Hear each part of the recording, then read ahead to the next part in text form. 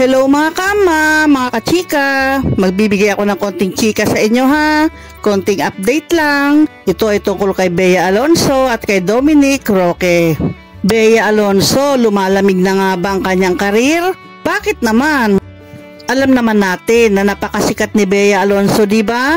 At marami talaga ang humahanga sa kanya dahil bukod sa maganda siya, napakagaling pa niyang artista. Kaya nga marami ang humahanga sa kanya eh. Napakataas ang kanyang karir at sunod-sunod ang kanyang mga projects noong sila pa ni Dominic Roque.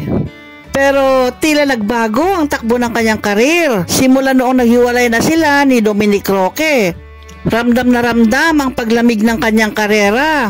Bakit kaya nagkaganito ang takbo ng karera ni Bea Alonzo? Pero bakit biglang napabalita na sila'y maghihiwalay na o sila'y naghiwalay na? Kakasal na dapat sila at ang kasal ay di na matutuloy. Nako, saklap naman. At nakapanghihinayang din. Bagay na bagay pa naman silang dalawa, di ba? At hindi rin nila sinabi ang dahilan kung bakit nga ba hindi matutuloy ang kasal nila. At ang kasalang ito na di natuloy, ito ang alam natin na biglang tumamlay ang karir ni Bea Alonzo. Marami at halos lahat ay naniwalang hiwalay na sila ni Dominic. Pero ano itong nagaganap sa ngayon? May balibalita. Aba, may napabalitang si Dominic Roque ay doon natutulog sa bahay ni Bea Alonzo. Gaano ba ito katotoo? At bakit doon natutulog? Kung hiwalay na, edi dapat hindi doon matutulog, di ba?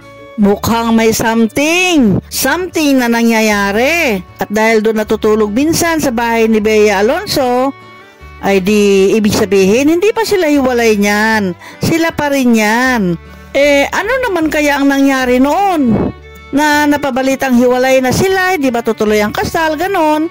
Ano yon, drama-dramahan lang? Drama-dramahan issue lang? Sa bagay nga, di naman nila kinonfirm noon, di ba, na sila hiwalay na? Puro usap-usap lang ng mga tao dyan. Pero sila mismo, si Bea at si Dominic, hindi nagsalita na sila hiwalay na. Walang confirmation noon yan eh.